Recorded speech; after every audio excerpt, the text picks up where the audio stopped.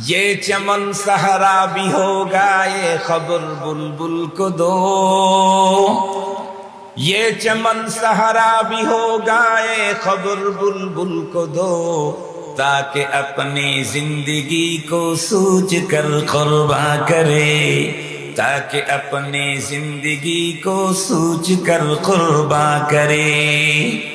একজন কবি বলেন যে আমাদের দেশের বুলবুল পাখিগুলি রকমারি ফুলের বাগানের ডালে ডালে পাতায় পাতায় হেলে দুলে নেচে নেচে কিচিমিচি সুরে গান গায়, নৃত্য দেয়, ড্যান্স দেয়।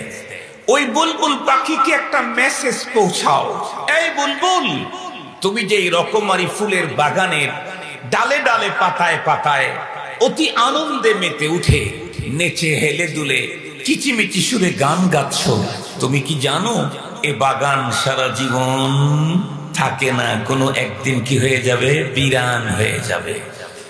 বাগান যদি বিরান হয়, তুমি তো সেই বাগানের এক পাখি, তোমার অস্তিত্ব কোথায়? সঙ্গত কারণে পৃথিবীতে আমার যত বড় পদ পদবী মর্যাদাই হোক, এটা আমি প্রকৃত সফল না। এক নাম্বার হলো এই পদ পদবী চিরস্থায়ী না। দুই নাম্বার না হয় মেনেই নিলাম আমি যতদিন পদ আছে ততদিন, কিন্তু আমি কতদিন? কথা বলেন না কেন? আমি কতদিন?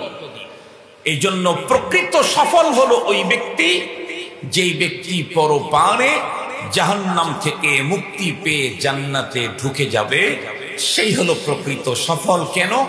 তার জীবনের আর কোনোদিন সমাপ্তি হবে না, দুঃখ কোনোদিন তাকে টাচ করতে পারবে না, তার মর্যাদার এক চুল পরিমাণ কোনোদিন ঘাটতি হবে না, জীবনে কোনোদিন টেনশন তাকে সইতে পারবে না। আপনারা বাদাল মাগরিব থেকে বাংলাদেশের একজন খ্যাতিমান আলেমে দ্বীন আল্লামা ইয়াহইয়া মাহমুদ শাহ হুজুর হাফিজাহুল্লাহর জবানে গুরুত্বপূর্ণ দ্বীনী আলোচনা শুনেছেন। আমার পরে বাংলাদেশে সুলতানুল ওয়াইজিন খ্যাত আমার অত্যন্ত কাছের মানুষ আল্লামা খালিদ সাইফুল্লাহ আইয়ুবী হাফিজাহুল্লাহর বয়ান শুনবেন। আম্মা বা'দু ফাআউযু বিল্লাহি মিনাশ শাইতানির রাজীম।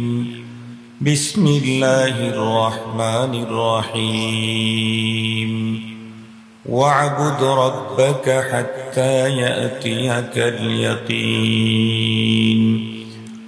وقال نبينا وصفينا وحبيبنا صلى الله عليه وسلم الدنيا خلقت لكم وأنتم خلقتم للآخرة أو كما قال عليه الصلاة والسلام. একটা বিশেষ সাবজেক্টের উপরেই কথা বলবো ইনশাআল্লাহ। এ কারণে আমি সূরাতুল হিজর এর ৯৯ নম্বর আয়াত সর্বশেষ আয়াতে কারিমা তেলাওয়াত করেছি। আমরা প্রত্যেকেই জানি রব্বুল আলামিন কুল কায়নাতের সবকিছুকে তৈরি করেছেন। স্রষ্টা একজন, তবে সৃষ্টি কতগুলি এর কোনো পরিসংখ্যান পৃথিবীর কারো কাছে নেই। এমনকি কোন নবী রাসূলের জবান থেকেও আল্লাহর সৃষ্টির পরিসংখ্যানের উপরে কোনো তথ্য পাওয়া যায় না। বরং কোরআনুল কারীম খুললে দেখা যায় আল্লাহ পাকের পক্ষ থেকে তার সৃষ্টির পরিসংখ্যানের উপরে একটা চ্যালেঞ্জ আছে। আল্লাহ তাআলা বলেন, ওয়া ইন তাউদ্দু নি'মাতাল্লাহ লা তুহসুহা। তোমরা যদি আল্লাহর নেয়ামত, আল্লাহর সৃষ্টি, আল্লাহ তাআলার প্রোডাক্ট, এগুলো যদি গুনতে চাও, জীবনে কোনোদিন গুণে শেষ করতে পারবে না। এই অসংখ্য অগণিত সৃষ্টিকুল সবগুলির স্রষ্টা হলেন একজন আল্লাহ তাআলা। তবে সমস্ত সৃষ্টিকুলগুলোকে তৈরির পিছনে আল্লাহ পাকের উদ্দেশ্য একটা, বরং দুইটা লক্ষ্য নিয়ে কুল কায়নাতকে আল্লাহ তাআলা তৈরি করেছেন। জিন আর ইনসানকে তৈরি করেছেন একটা লক্ষ্য নিয়ে, জিন ইনসান বাদে আর যা আছে সবগুলিকে তৈরি করেছেন আর একটা লক্ষ্য নিয়ে। কোরআনে হাকিমে আল্লাহ তাআলা স্পষ্ট বলেন, হুয়াল্লাযী খালাকা লাকুম মা ফিল আরদি জামিআ, তিনি ওই সত্তা যিনি তোমাদের কল্যাণে জমিনের সবকিছুকে সৃজন করেছেন।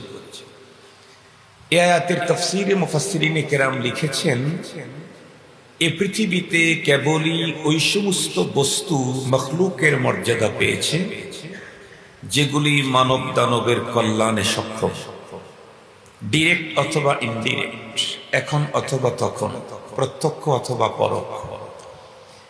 যেই বস্তু মানব দানবের কল্যাণে কোনো অবস্থাতেই সক্ষম নয়, এমন কোন বস্তুকে বস্তুর মর্যাদা, মখলুকের মর্যাদাই আল্লাহ তাআলা দান করেন।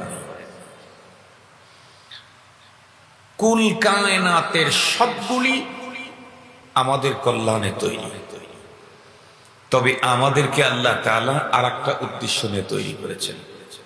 ওয়ামা খালাকতুল জিন্না ওয়াল ইনসা ইল্লা লিয়াবুদুন, জিন ইনসানকে আমি আমার ইবাদতের জন্য তৈরি করেছি। শুধুমাত্র, কেবলমাত্র, একমাত্র জিন ইনসান গোলামি করবে কার? আল্লাহ।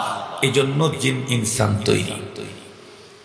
আর এই জিন ইনসানের ইহকালীন জীবনের শান্তি, সমৃদ্ধি, প্রয়োজন, জরুরত, এগুলি মিটাবার জন্য অসংখ্য অগণিত সৃষ্টিকুল আল্লাহ তাআলা সৃষ্টি করেছেন।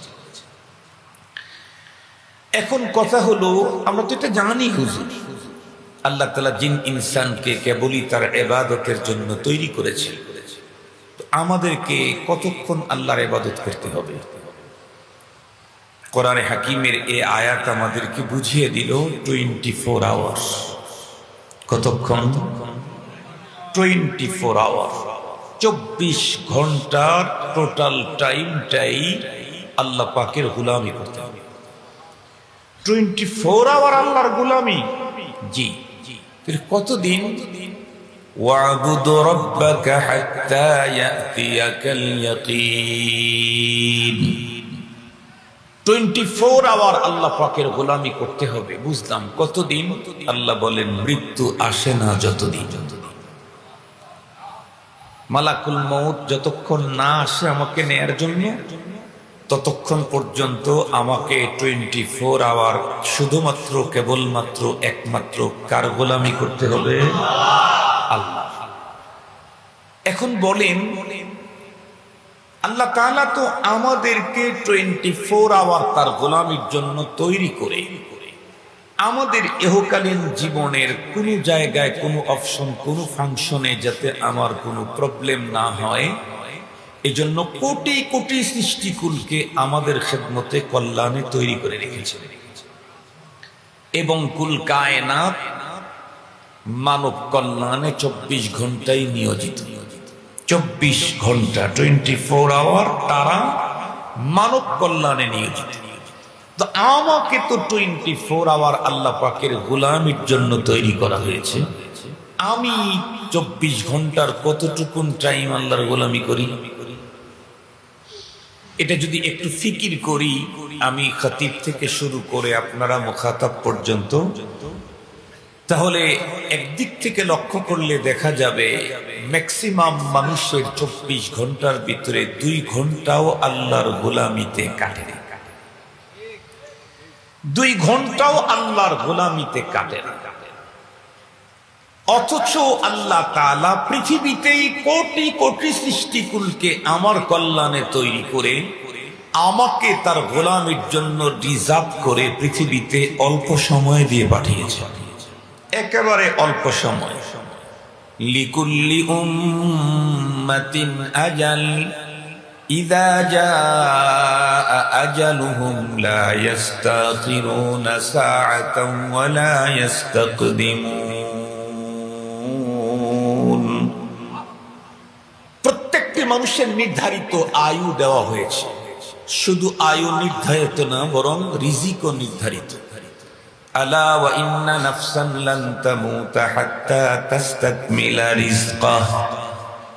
আমার টাইম যেমন নির্ধারিত, আমার রিজিক তেমন নির্ধারিত।